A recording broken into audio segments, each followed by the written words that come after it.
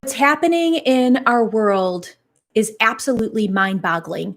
From COVID-19 and sickness to murder, injustice, and riots, it is no wonder that people are falling down and spiraling down the rabbit hole and spinning out and clutching on to trying to find their center. So I had somebody recently from my tribe reach out and write me, I am scattered and finding it very difficult to stay on task or even make a task list. I spent countless hours trying to shake the negativity from the planet and work on my own manifesting. And she is not alone. So in this video, we're going to talk about 3 ways to focus when things around you feel like they're falling apart. So remember to like, subscribe, and share this video, and let's dive in. So the very first one is perspective. It is so easy when we're thinking about the giant, big picture of it all to become overwhelmed. And so I want you to chunk it down into something that is right into your immediate atmosphere, your immediate circle. When we find ourselves spinning out and having a hard time focusing, we may need to just rein it in a little bit and focus on ourself and our inner circle and our very immediate friends and family, so we can kind of preserve and conserve. So that's a really important point. Whenever we can change our perspective on something, and if we're looking at an overwhelming amount, no wonder it can be suppressive and keep us from staying focused. The second piece is our direction of attention. So many times when we're finding ourselves having a lack of focus, we are focusing on very external things and things outside of ourself. It's very interesting because I know a lot of people say that it's very important to stay abreast with the news and the goings on to keep our finger on the pulse. And in this particular instance, I disagree, because if you're struggling to have focus, it typically is that you're consuming too much from the outside to even know what to do with it. Our brain is having a hard time even being able to sort and compartmentalize in this arena. And so my advice is to limit the amount that you're taking in from external sources, whether that's television, whether that's negative conversations with a buddy that is heavily into politics or something else, and social media feeds. So perhaps take a moment to audit the kind of things that you're consuming and use that time to develop or cultivate your inward practices, whether that is meditation, yoga, or a simple walk in nature. You will absolutely feel more grounded and more centered when you tune within versus spending a lot of time focusing on external things. It's going to make a huge, huge world of difference. The last tip, number 3, is setting micro tasks, because just like in these other things where we're kind of paring down and bringing them in a little bit smaller, it's going to be super helpful if you start creating goals for yourself that are smaller than you usually would. So think about that big goal, right? I'm in no way advocating playing small, because I'm a big advocate of playing big and using our voice and stepping into our power. However, during these times, it's going to be so very helpful if you make your goals little micro goals. So still think of that big goal, but then how can you break that down into a micro task that you can check off your list and say a 20-minute time block?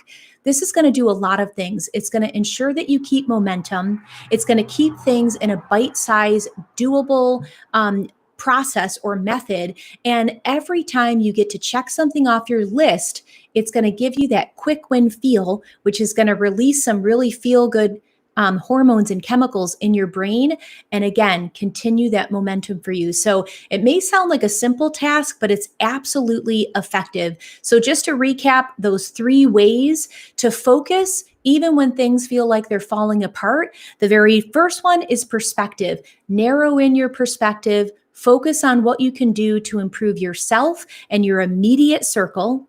right? It's not about being selfish. It's about being able to manage your inner circle effectively. So it's actually something that is not only self-care versus selfish, but showing up stronger for those who really need you in your immediate environment. So perspective is number one, direction of attention, taking it from external, being loaded down with news, politics, and social media feed that can make your head spin, and taking some of that time and cultivate an inward practice so you can really feel centered and grounded.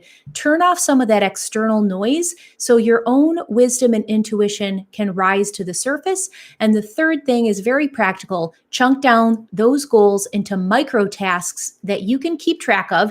I'm a huge fan of Post-it notes. So you can pop your 3 most important things that you're going to be working on in that day and make sure that you can accomplish them in a 20-minute period so you feel like you are making progress, and you are making progress. It's going to help you really maintain that focus.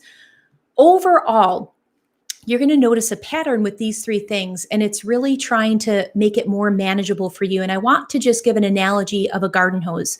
When you have the faucet turned on and that hose is flowing right out of that main opening of the hose, there's a lot of flow, there's a lot of force, and there's a big outcome where that water is coming out of.